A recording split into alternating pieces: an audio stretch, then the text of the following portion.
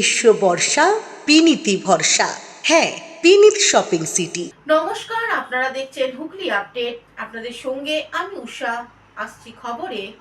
আজ সকালে দমদম মেট্রো স্টেশনে আত্মহত্যা করলেন 50 বছরে এক ব্যক্তি। আজ সকালে দমদম মেট্রোয়ে ঝাঁপ দিয়ে আত্মহত্যা করলেন আনুমানিক 50 বছরের এক ব্যক্তি। ঘটনাস্থলে ওই ব্যক্তির মৃত্যু হয়। তার ফলে বেশ কিছুক্ষণ মেট্রো পরিষেবা বন্ধ থাকে। রেল পুলিশ এসে মৃতদেহ নিয়ে যায়। গোটা মেট্রো স্টেশন জুড়ে চাঞ্চল্য ছড়িয়ে পড়ে। মৃত ব্যক্তির পরিচয় জানার চেষ্টা করছে পুলিশ। কৌশিক ঘোষের রিপোর্ট, হুগলি আপডেট। দীর্ঘ 9 বছরের মিথ্যা মামলা থেকে মুক্তি পেলেন চন্দ্রনগর আইডিয়াল সেন্টারের সভাপতি মনোজ মুখার্জি।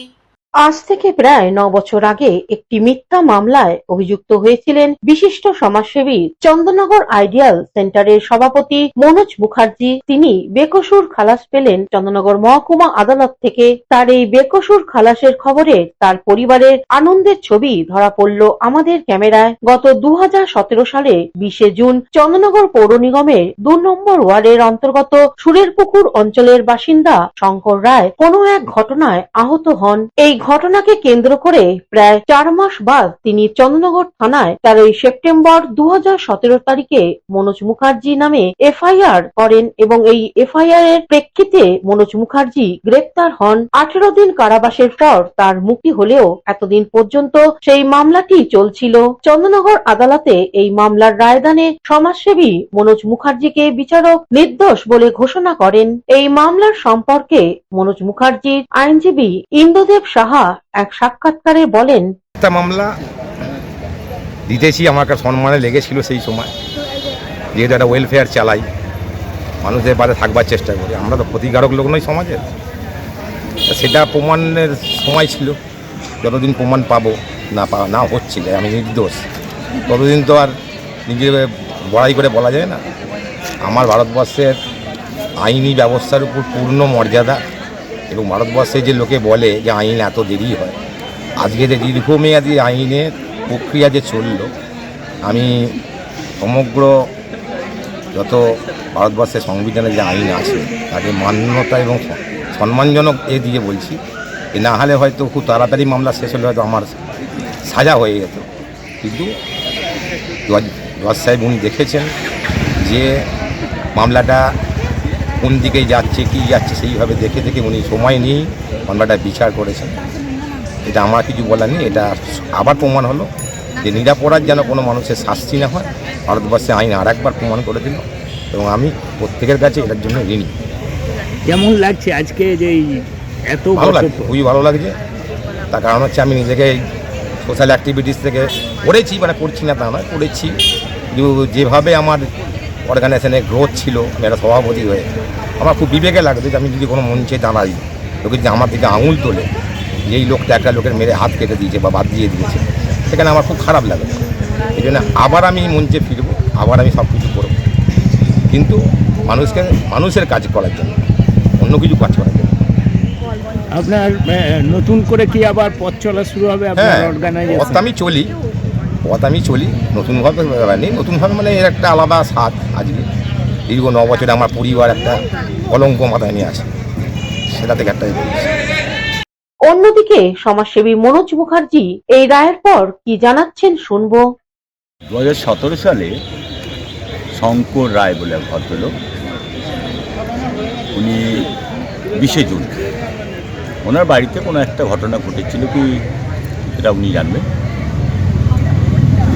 13 সেপ্টেম্বর এসে উনি চন্দননগর থানায় একটি মামলা করলেন এই মনোজ মুখার্জি এবং আরও 5 জন। উনি ঘটনা বলছেন 2017 সালের 20 জুন, মামলা করছেন 2017 সালের 13 সেপ্টেম্বর। উনি মামলায় বলেছেন যে এই মনোজবাবু এবং আরও 5 জন ওনার বাড়িতে যে ভাঙচুর করেছে, ওনাকে মারধর করেছে এবং তাতে ওনার বাঁ হাতটা ভেঙে গেছে। পরবর্তী সময় উনি চন্দননগর হসপিটালে চিকিৎসা করেছেন, চুচুড়া হসপিটালে চিকিৎসা করেছেন এবং 24 জুন উনি মেডিকেল কলেজে ভর্তি হয়েছেন, ক্যালকাটা মেডিকেল কলেজে ভর্তি হয়েছেন এবং সেখানে তার হাতে গ্যাঙ্গিং হয়ে গেছিল, ওনার হাতটা বাদ চলে গেছে, বা হাতটা। এই হচ্ছে ওনার মামলা। পরবর্তী সময়ে মামলা যখন ট্রায়াল শুরু হলো, সেই ট্রায়ালে প্রমাণিত হলো যে উনি চন্দননগর থানায় কোনো চিকিৎসা করেননি, চন্দননগর হসপিটালে কোনো চিকিৎসা করাননি, চুচুড়া হসপিটালে কোনো চিকিৎসা করাননি, এবং ক্যালকাটা মেডিকেল কলেজে ওনার চিকিৎসা হয়েছিল, কিন্তু সেখানে উনি বলেছিলেন যে আমি সিঁড়ি থেকে পড়ে গিয়ে আমার হাতটা ভেঙে যায়। পরবর্তী সময়ে মামলার সাক্ষী সাবুত হয়েছে এবং আজকে জাজমেন্ট হয়েছে। সেই জাজমেন্টে মাননীয় মহামান্য আদালত এই আসামিদের বেকসুর খালাস দিয়েছে। এই রায়ের পর কি অভিযুক্ত ইয়েতে যেতে পারে? ওটা ওনার সম্পূর্ণ অধিকার আছে, উনি হাইকোর্টে যেতে পারেন, সুপ্রিম কোর্টে যেতে পারেন। কিন্তু আমার যেটা মামলায় যা সাক্ষ্য সাবুত দ্বারা প্রমাণিত হয়েছে, এবং ওনার এই যে কমপ্লেনেন্ট শঙ্কর রায়, তার বোন, নিজের বোন ঘটনাস্থলের পাশে ছিলেন, তার বিরুদ্ধে এসে সাক্ষী দিয়ে গেছে। উনি হাইকোর্ট যেতে পারেন, সুপ্রিম কোর্ট যেতে পারেন, এখানেই যা আমার মনে হয় না এই রায়ের কোনো পরিবর্তন হবে। ওনার অধিকার আছে, উনি যেতেই পারেন। ওনাদের নিশ্চয়ই ব্যক্তিগতভাবে ওনাদের সাথে একটা মানে রাগ ছিল, সেই রাগটাকে উনি পড়ে গিয়ে আঘাতপ্রাপ্ত হয়ে সেই রাগটাকে ওনাদের উপর দিয়ে মেটালেন। কি ধারা দেওয়া হয়েছিল? 326, 307, 34। কতদিন চললো এই মামলা? 1917 সাল থেকে 25 সময় 25 শেষ হলো। ট্রায়াল শুরু হয়েছে 2019 সাল থেকে, ফাস্ট ট্র্যাক কোর্ট চন্দননগর। এবং ওনার স্ত্রী কি জানাচ্ছেন শুনে নেব। তো খুবই ভালো লাগছে। একটা সময় ছিল ঘর থেকে বের করে দিয়েছিল, সেই সময় বাসি মুখে একটু চা পর্যন্ত খেতে পারিনি, একটা নাইটি পরে বেরিয়ে যেতে হয়েছিল ওই ঘর থেকে। আজ এতগুলো বছর পর, মানে আর কি বলতে পারছি না, এতগুলো বছর পরে যে এটা হলো, আমার খুব আনন্দই হচ্ছে। এই নাতি বউ সবাই চলে এসছে। আজকে পরিবারের আনন্দের দিন, আনন্দের দিন, সত্যের জয় সব সময় হয়। কাকে ধন্যবাদ জানাবেন? ভগবানকে বলেই এসেছিলাম। ওই পাড়ায় এতগুলো বছর হয়ে গেল, পা পর্যন্ত দেয়নি, আজ দেবে পা এখানে। মানে সেই যে গেছিলেন আজকে আপনারা? আমি তো যদিও যাই, বাবার মন্দির আছে ওখানে, আচ্ছা। কিন্তু এতগুলো বছর বাদে পা দেবে আমার স্বামী। আজকে যাও। হুগলি থেকে সৌমিত্র সিনহা ও চন্দনা দত্তের রিপোর্ট, হুগলি আপডেট। পারিবারিক অশান্তির জেরে গৃহবধূকে খুন করল ব্যারাকপুরে এক প্রাক্তন সেনাকর্মী। ব্যারাকপুর মোহনপুর থানার অন্তর্গত মোহনপুর গ্রিন পার্ক এলাকায় গৃহবধূ গীতা বিশ্বাসকে পিটিয়ে খুন করল প্রাক্তন সেনাকর্মী। স্বামীর নাম সমীর কুমার বিশ্বাস। দীর্ঘদিন ধরে পারিবারিক অশান্তি চলছিল। তাদের একমাত্র কন্যা বিবাহিত এবং পুত্র কর্মসূত্রে বাইরে থাকে। নিজের বাড়িতেই গেটে তালা বন্ধ করে স্ত্রীকে পিটিয়ে খুনের অভিযোগ এলাকাবাসীর। এলাকাবাসীরা চিৎকার শুনে পুলিশকে খবর দিলে পুলিশ এসে গেটে তালা ভেঙে ভিতরে রক্তাক্ত অবস্থায় গীতা বিশ্বাসকে পড়ে থাকতে দেখে। মাথায় আঘাতের চিহ্ন রয়েছে। এলাকার মানুষের অভিযোগ, দীর্ঘদিন থেকে তাদের স্বামী স্ত্রীর মধ্যে অশান্তি চলছিল। মোহনপুর থানার পুলিশ স্বামী সমীর কুমার বিশ্বাসকে গ্রেফতার করেছে। এলাকার মানুষ তার শাস্তির দাবি করেছেন।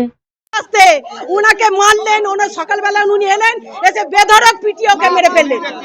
ওই বিশ্বাস দি, ওনার নাম হচ্ছে বিশ্বাস দি, জ্যোতি, ওর নাম কি ভুলে যাচ্ছে, ও মাসিমা ওনার নাম কি ভুলে যাচ্ছি, গীতা বিশ্বাসকে ওনার হাজবেন্ড মেরে ফেললো। কেউ সব দিকে লক করে ওনাকে মেরেছে, এক্ষুনি মারলো, এক্ষুনি মেরেছে। আর কিছু বলতে চাই না, আমি এক্ষুনি মেরে ফেললাম তরতাজা। এখন ওনার ফাঁসি, আর কি চাইবো? একটা তরতাজা জীবন এক্ষুনি মেরে ফেললো, আমি ফাঁসি চাই ওর। উনি আমাকে মারতে চেষ্টা করে, আমাকেও মারতে চায়। সেটা বিশেষ কিছু জানি না, কয়েকদিন এসে শুনলাম মারধর করছে, কিন্তু আমরা পড়োশি, আমরা ওনার গলার আমাকে মেরে ফেললো, ঘোষদা বাঁচাও, আমাকে মেরে ফেললো। তখন আমরা সব বউগুলো মিলে দৌড়ে এসেছি ভেতর থেকে, তাহলে আমরা তো খুলতে, হ্যাঁ ওই বৌদি চিৎকার করছে আমাকে মেরে ফেললো, সবাই বাঁচাও সবাই বাঁচাও। তখন আমরা দৌড়ে সব বউগুলো মিলে এসেছি, তখন তো ভেতর দিয়ে তাহলে আমরা তো খুলতে পারছি না। এবার চেষ্টা করে যখন খোলা হলো তখন আমরা দেখছি উনি ওইখানে রক্তাক্ত অবস্থায় পড়ে আছেন, আর উনি বসে বসে ওপরে মদ খাচ্ছেন। ওই দাদা ওনার নামটা কি গো? সমীর বিশ্বাস। হ্যাঁ, আমরা চাইছি ওর বিচার হোক। উনি এক্স আর্মি। এখানে উনি থাকেন না, বৌদি একাই থাকে। এই নিচে ভাড়া আছে সব। হ্যাঁ, একাই থাকতো, ছেলে মেয়ে বাইরে থাকে, সার্ভিস করে, আসা যা করতেন। কোথায় থাকতেন কি কিছু জানি না আমরা। মনে হয় এসছেন, সেটাও বলতে পারবো না আসলে, সবাই তো তালা ঘর বন্ধ। সেটা হ্যাঁ, সকালে Mohanpur green park under Mohanpur PS. বহুদিন ধরে ঝামেলা। উনি এক্স সার্ভিসম্যান, ওনার এক ছেলে এক মেয়ে।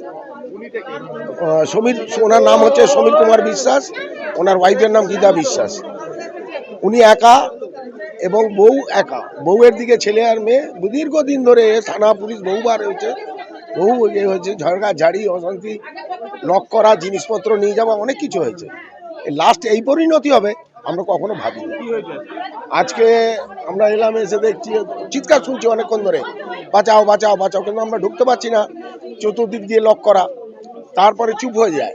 চুপ হয়ে যাওয়ার পর আমরা দূর থেকে দেখতে পাই উনি বোধহয় জানলায় বসে কিছু একটা খাচ্ছিলেন, জল বা তরল বা অন্য জাতীয় কিছু খাচ্ছিলেন। তারপরে আমরা পুলিশের কাছে ফোন করি, পুলিশ আসে, আমরা দরজা ভেঙে ভেতরে ঢুকে দেখি এই অবস্থা। অবস্থায় দেখলাম ডেড বডি পড়ে রয়েছে দরজার সামনেতেই, এবং মাথা দিয়ে গল গল করে রক্ত পড়ে জমা হয়ে রয়েছে, পা হাত পা ভাঙা। এই অবস্থায় আমরা দেখতে পাই ভারী কিছু দিয়ে মাথায় আঘাত করা হয়েছে। আমরা চাইছি ওর যথোপযুক্ত শাস্তি হোক। ওনার নাম সমীর কুমার বিশ্বাস, যিনি মারা গেছে ওনার নাম হচ্ছে গীতা বিশ্বাস, ওনার ওয়াইফ। ঘটনাটা আজকে প্রায় 10 বছর ধরে এই ঘটনা চলছে। আমি নিজে 5-6 বছর, 5 বছর 5-এর মধ্যে 4 বার ওদেরকে নিয়ে বসেছি। ভদ্রলোককে ডেকে বলেছি, ভদ্রমহিলাকে ডেকে আলাদা করে কথা বলেছি, দুজনকে নিয়ে বসেছি, ওর ছেলে মেয়েদের সাথে কথা বলেছি। আমি ওদেরকে ছেলে মেয়েদের সাজেশন দিয়েছিলাম, তুমি মাকে নিয়ে গিয়ে সোলজার বোর্ডে একটা কমপ্লেন করো। ভদ্রলোক অসভ্যের অসভ্য। ভদ্রলোক এক্স আর্মি ঠিক না, উনি বোধহয় আর্মিতে না, এয়ারফোর্সে ছিল। এয়ারফোর্সে না আর্মিতে, ডিফেন্সে চাকরি করেন। ডিফেন্সে চাকরি করতে রিটায়ার করেছিলেন। মানে সমস্ত ওনার আরেকটা বাড়ি আছে, আবার কলেজ পল্লীতে একটা বাড়িতে গিয়ে থাকেন, এবং সেটা তো এখন জোর দিয়ে প্রমাণ দিতে পারবো না, কিন্তু এক ভদ্রমহিলার সঙ্গে অ্যাফেয়ার্সে উনি যুক্ত ছিলেন। সেই অ্যাফেয়ার্সের জোরে এই ভদ্রমহিলাকে উনি নেগলেক্ট করার যতটা করে, একটা পয়সা দিত না। এই বাড়ি ভাড়ার যে পয়সাটা আমি ওকে বলেছিলাম, বাড়ি ভাড়ার পয়সাটা অন্তত ভদ্রমহিলাকে দিন, সেটা দিয়ে ও খেয়ে পড়ে থাকুক। ও বাড়ির এই অংশ দেবে না, বাড়িতে থাকতে দেবে না, এই বাড়ি উনি নিজের দখলে রাখবে বা বিক্রি করবে, এইটা ছিল ওনার প্ল্যান, এবং ওই ভদ্রমহিলার সাথেই থাকবে। আজকে আমি এই কিছুক্ষণ আগে, মানে মিনিট 10 আগে খবর পেলাম এরকম এসে এখানে অত্যাচার করে তাকে ছুরি বা এ দিয়ে কিছু দিয়ে মেরেছেন। কেউ প্রত্যক্ষ, কেন সমস্ত দরজা জানলা দেখছেন, দরজাটা ভাঙা, আপনারা নিজেরাই দেখে দেখুন, দরজাটা ভেঙে পুলিশকে ঢুকতে হয়েছে। Bureau report, Hooghly update.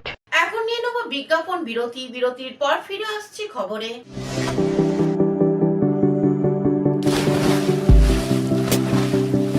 Fasten your seatbelts as you take a tour around your marine wonderland.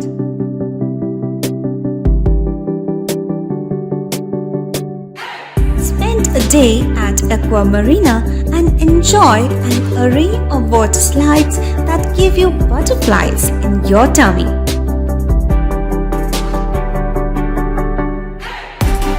Aqua Marina is a holistic weekend destination for friends, family, and couples, and offers magic to soothe your body, mind, and soul.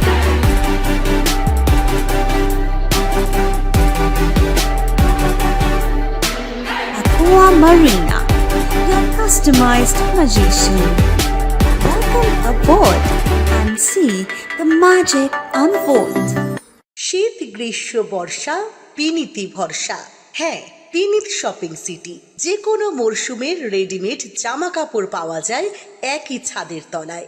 ছোট থেকে বড়, পুরুষ, মহিলা ও শিশুদের একমাত্র নির্ভরযোগ্য প্রতিষ্ঠান। শীতকালীন যে কোনো শাড়ি, জিন্স, টপ, কুর্তি, চুড়িদার, পাঞ্জাবি মানেই পিনিত শপিং সিটি। আখন বাজার, চুঁচুড়া, Hooghly. Amala nursing home. Enjoy a weekend at Vedam, the paradise of peace. A home away from home.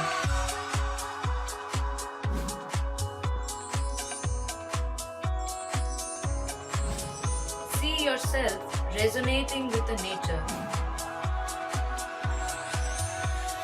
Vedam welcomes you to create your best memories. বিরতির পর ফিরে এলাম খবরে। হুগলির তারকেশ্বরে তৃণমূলের বিধায়ককে ঘিরে বিক্ষোভ দলীয় কর্মীদের। হুগলির তারকেশ্বরের বিধায়ক তৃণমূল জেলা সভাপতি রামেন্দ্র সিংহ রায়ের বিরুদ্ধে রাস্তায় তৃণমূল কর্মীরা। ঘটনাটি ঘটেছে তারকেশ্বর বিধানসভার নাইটা মালপাড়ায়। একাধিক সদস্যরা বিধায়ক রামেন্দ্র সিংহ রায়ের বিরুদ্ধে রাস্তায় পথ অবরোধ বিক্ষোভ করেন। তাদের অভিযোগ, এলাকার প্রভাবশালী কোটিপতিদের কাছে কোটি কোটি টাকা খেয়ে কোনো উন্নয়ন না করে প্রভাব খাটাচ্ছেন। বিধায়ক কারোর অভিযোগ শুনছেন না। বিধায়ক ঘনিষ্ঠ লোকেদের টাকা খেয়েছেন। আবাস যোজনার বাড়ি পাইয়ে দেওয়ার নাম করে তারপরে বাড়ি হয়নি। আরো অন্যান্য অভিযোগ নিয়ে রাস্তায় সরগরম তৃণমূল কর্মীরা তৃণমূলের বিধায়কের বিরুদ্ধে। তাকে গিয়ে পারমিশন দেখতে চাইছে। তিনি ভদ্র মহিলা বলছেন যে আমার ভাই পুরনো ইন্দিরাবাসনে পাওয়া 20 বছর আগের বাড়ি, আমি এই বাড়িতে বসবাস করছি, এর আমি পারমিশন কোথায় পাবো? বলছে আমাকে 1.5 লাখ টাকা দিতে হবে, নালে বাড়ির কাজ করতে দেবো না। বাড়ির কাজ কে বলছে? কিছু বিধায়ক ঘনিষ্ঠ মানুষজন বলছে কথা। তারাও তৃণমূল করে। একজন ভদ্র মহিলার 20 শতক জায়গা জোর করে দখল করে নিয়েছে। একটা সরকারি ICDS এর টয়লেট বাথরুম করানোর আমরা 2 বছর ধরে চেষ্টা করছি। এমন কোনো ব্যক্তি নেই যার কাছে আমরা যাইনি। সেই টয়লেট বাথরুমের কাজ করাতে গিয়ে আমি 48টা সেলাই খেয়েছি। আমাকে মার হয়েছে, আমি 48টা সেলাই খেয়েছি। তারা আজকে নিজেদেরকে MLA লোকজন বলছে। আজকে আমাদের লজ্জা লাগে। তাই আমরা পুলিশকে একটা স্মারকলিপি জমা দিয়েছি 7 দফা। মানুষের স্বার্থে, মানুষের জনগণের কাজ। প্রথম দফা আইমা পাহাড়পুর 203 নম্বর টয়লেট ICDS এর toilet bathroom submersible kitchen set পঞ্চায়েতকে করতে দিতে হবে। 2 নম্বর দফা একজন ভদ্র মহিলার ঘরকে আটকে দিয়েছে, তার ঘরকে করতে দিতে হবে, বাসত বাড়িতে করতে দিতে হবে। 3য় দফা একজনের ভদ্র মহিলার 20 শতক জায়গা জোর করে MLA লোকজন দখল করে নিয়েছে, সেই জায়গাকে ছাড়তে হবে, সেই জায়গাকে তাকে ফেরত দিতে হবে। 4 নম্বর একজন বাংলা আবাস যোজনার বাড়ি পেয়েছে, তাকে কিন্তু তার নিজস্ব জায়গায় তাকে ঘর করতে দেওয়া হচ্ছে না। টাকা দিতে হবে, টাকা দিলে তবেই ঘর করতে দেওয়া হবে। তৃণমূল কংগ্রেস কর্মী অবশ্যই আপনারা কি তৃণমূলের বিধায়কের বিরুদ্ধে লড়াই করছেন? আমরা কারোর বিরুদ্ধে লড়াই করছি না, আমরা সত্যিটা তুলে ধরতে চাই। আমি বিধায়ক সাহেবকেও ভাবাতে চাই যে আপনি স্যার দেখুন, আপনারা এই ভদ্র মহিলাদের ভোটে জিতেছেন, এরা যারা এখানে হেনস্থা হচ্ছে সব মুসলিম মহিলা। আপনি দেখেছেন যারা বড় কাধারী মুসলিম মহিলারা ছিল। আমরা শুধু আজকে ভিকটিমদেরকে নিয়ে এসেছি এখানে। কোনো পার্টির লোক নেই, কোনো কেউ নেই, শুধুমাত্র যারা নির্যাতিত হয়েছে তারাই মাত্র এখানে এসেছে। তাদেরকে নিয়ে আমরা তাদের দলীয় ঝান্ডা নিয়ে আপনারা পথ অবরোধ করছেন? আমরা দলের লোক, দলের ঝান্ডা নিয়ে পথ অবরোধ করবো। হ্যাঁ, পুলিশ তারকেশ্বর থানার ওসি তন্ময় বাগ একজন কোটিপতির দ্বারাই প্রভাবিত হয়ে টাকা খেয়ে আমাদেরকে বিভিন্ন মিথ্যে কেসে ফাঁসানো হয়েছে। বারবার আমাদের উপরে অত্যাচার হচ্ছে, আমাদেরকে মিথ্যে কেসে ফাঁসানো হচ্ছে। এবং নাইটা পঞ্চায়েতে মানুষের প্রতি অত্যাচার হলেও কিন্তু কোনো নেতা, মন্ত্রী, MLA কেউ কিন্তু। হুগলি তারকেশ্বর থেকে আশিস কুমার ঘোষ ও কৌশিক ঘোষের রিপোর্ট, হুগলি আপডেট। কামারহাটি পৌরসভার তৃণমূল কাউন্সিলরের নাম উধাও। 2002 সালের ভোটার লিস্টে এলাকায় চাঞ্চল্য।